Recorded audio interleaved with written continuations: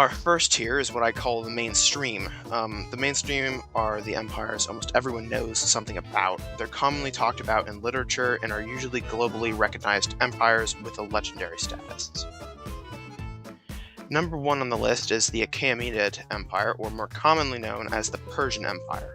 Later in the iceberg, it'll become more clear why I don't refer to it as the Persian Empire, but suffice it to say, there was more than one Persian Empire. Persian Empire was largely Zoroastrian, which is one of the world's oldest religions. It believes in an eternal struggle between evil and good, to keep it simple. Probably its most famous figure is Cyrus the Great. He conquered vast swaths of territory and overthrew the Babylonian Empire, and is famous for restoring the Jews' homeland. The empire lasted from 550 BC to 330 BC, and relied on the satrapy system. The satrapy system is where you have like a bunch of different kingdoms, and they all nominally obey you. So it wasn't very organized. The Persian Empire was famous for clashing with the Greeks in the Peloponnesian War, and is known by, according to Herodotus, having an imperial army of around 5 million. Probably the largest army to ever exist on the planet in the Western ancient world. Probably his most famous soldier were the Immortals, which were the Emperor's bodyguard, and they were always 10,000 strong and wore heavy armor. I'm going to put this at a Rome tier, and yeah, it's a very nice empire. Definition of good. Next on the list is the Roman Empire, and yeah, it's obviously going to get a Rome tier. It lasted from 27 BC to 426 AD, had a very large army, the best organized of the empires on this list.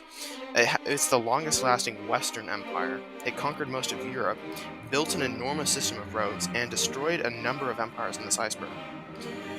Probably its most famous figure is Caesar Augustus, who instituted the Pax Romanum. Caesar Augustus, instead of being like a warrior like previous Caesars, was a ruler. He loved civil law and instituting peace, albeit by the sword. One of their most famous actions was the destruction of the Jewish temple in 70 AD, and some famous enemies of Rome were Attila the Hun, Ulrich the Goth, and Hannibal. And yeah, it's going to be a Rome tier. The Mongols just might be my favorite one on this list. They're really cool. They were the world's largest empire by landmass. Their army was unusual at the time because it was completely cavalry dominated. Famous historical figures: Genghis Khan, Subutai, and Hulagu.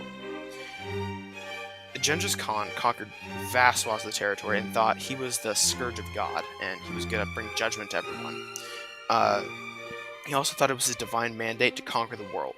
He didn't do that, obviously, but he got kind of close.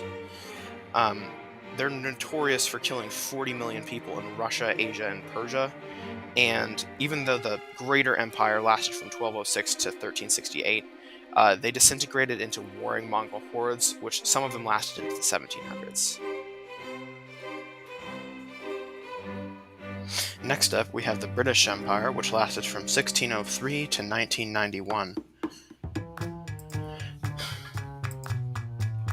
The British Empire was the largest empire in history. At its peak in 1920, it ruled over 35.5 million kilometers square and had a population of 412 million people, which is easily at least 25% of the Earth's land and population.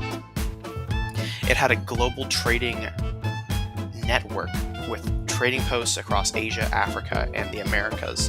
It was the first empire to modernize with railways, telegraphs, and steamships. The English language, parliamentary systems, and legal frameworks of the British Empire remain everywhere, including the modern Britain and the United States, as well as other countries like Singapore.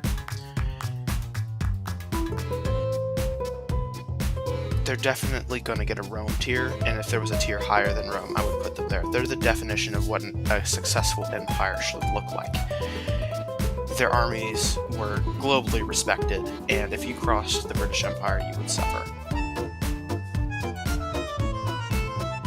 Next up, we have the empire whose name alone can cause YouTubers to tremble for fear of demonetization. It's the Third Reich, led by Big A Man himself. The Third Reich probably had the largest military during World War II, with 18 million serving in it. It had some of the best tanks, including the Panzer Models 3, 4, and Tiger tanks. Its Luftwaffe aircraft had some of the earliest jets. Its GDP was the third largest in the world. I believe it was around $418 billion in US currency, which was 120 billion Reichsmarks. I'm going to give this one an F tier simply because it relied on slave labor and economic conquest, as well as Hitler being so irrational as he was. I don't think he made a good emperor and was more of a megalomaniac than a born ruler. And his legacy has led to the shame of Germans everywhere ever since. So F tier for sure. He conquered a lot, but his economy was command and control. So it probably would have collapsed in a few years if it wasn't completely destroyed by the end of World War II. So it was a deceptively large economy. We can also see this from the intense rationing and how much of the budget went to defense, around 75% of it in World War II in 1944.